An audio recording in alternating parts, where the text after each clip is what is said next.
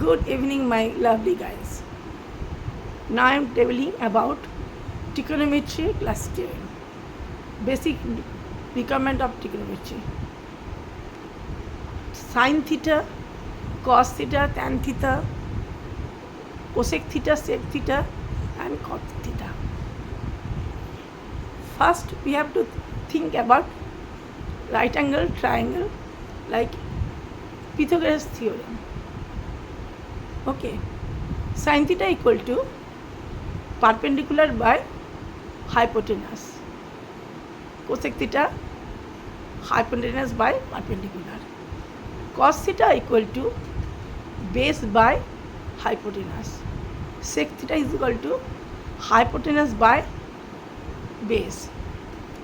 Tan theta is equal to perpendicular by base. Cot theta is equal to base by perpendicular. Thank you very much.